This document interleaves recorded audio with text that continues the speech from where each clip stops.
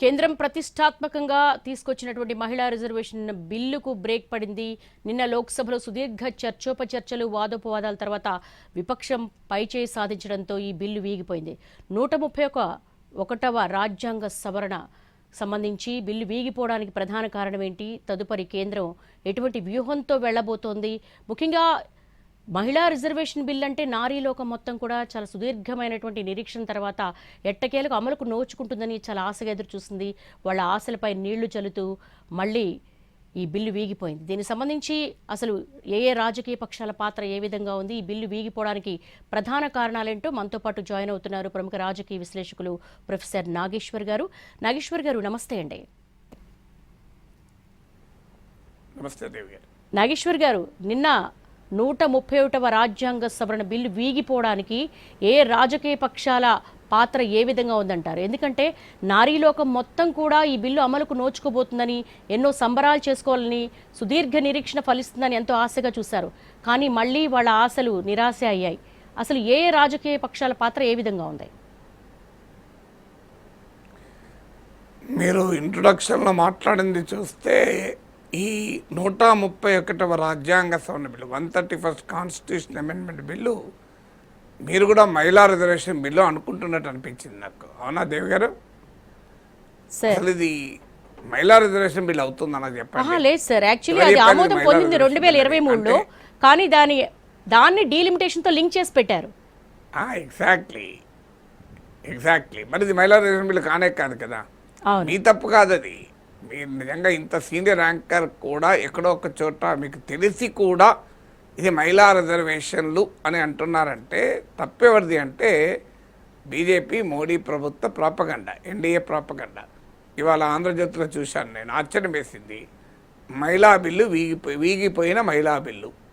అసలు మహిళా బిల్లు పార్లమెంట్లో ఆల్రెడీ చట్టం ఏందండి, బిల్లు రూపంలో ఉందా? అది మీరే చెప్పారు, కరెక్ట్గా చెప్పారు. 2023లో 106th constitutional amendment bill pass అయింది.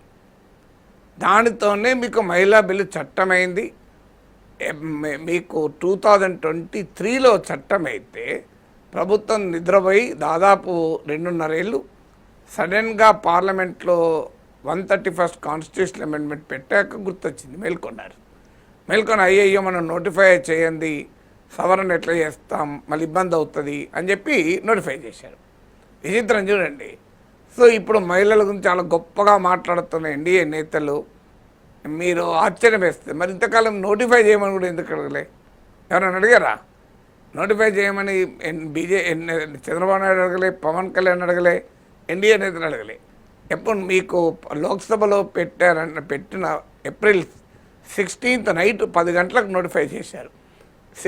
ఏప్రిల్ 17th ఈ నైటు అంటే ఓటింగ్ జరుగుతానికి 24 గంటల ముందు, 23 గంటల ముందు నోటిఫై చేశారు. సో నిజంగా చిత్తశుద్ధి ఉంటే అలా చేస్తారా? సో అందువల్ల ఇది మహిళా రిజర్వేషన్ బిల్లు కానే కాదు. దేశ ప్రజల్ని మోసం చేస్తున్నారు, అబద్ధాలు చెప్తున్నారు. ఇది 131st కాన్స్టిట్యూషనల్ అమెండ్మెంట్ బిల్, ఇది మొదటిది. రెండవది డీలిమిటేషన్ బిల్. మూడవది union territories laws amendment bill. ఇలా మహిళా రిజర్వేషన్ ఎక్కడ లేదు కదా, పేర్లో కూడా లేదు కదా. అలా పేరుంటే పేర్ల బిల్లు ఉండదా? పేరుండదా? సో ఇది ఏంటి అసలు? మీరు లేని తిరకాసు పెట్టింది మోడీ ప్రభుత్వం.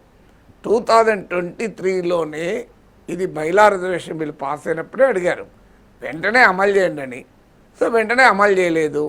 అమలు చేయక దాన్ని నెక్స్ట్ సెన్సెస్, ఆ తర్వాత వచ్చే డీలిమిటేషన్తో లింక్ చేశారు. ఎప్పుడైతే అలా లింక్ చేశారో మీకు ఇమీడియట్గా ఏం జరిగింది అంటే ఆటోమేటిక్గా ఎప్పుడైతే లింక్ చేశారో ఇక అది 2034 దాకా వచ్చే పరిస్థితి లేదు. 2034 దాకా వచ్చే పరిస్థితి లేదు కనుక ఇప్పుడు ఏం చేశారు, మళ్ళీ దాన్ని ఇప్పుడే అమలు చేస్తాం అంటూ డీలిమిటేషన్తో లింక్ చేశారు. ఇప్పటికైనా మోడీ ప్రభుత్వానికి చిత్తశుద్ధి ఉంటే డీలిమిటేషన్తో ఉన్న లింకును తీసేసి ఆర్టికల్ 334లో చేర్చిన క్లాజును తొలగిస్తే రేపు మార్నింగ్ నుంచి అమల్లోకి వస్తుంది. అందువల్ల మొదటి ముద్దాయి కాదు, ఏకైక ముద్దాయి మోడీ ప్రభుత్వం. ఏకైక ముద్దాయి భారతీయ జనతా పార్టీ, ఏకైక ముద్దాయి national democratic alliance.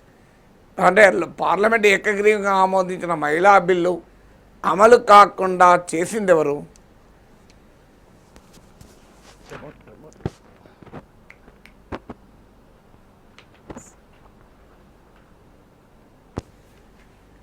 Sir please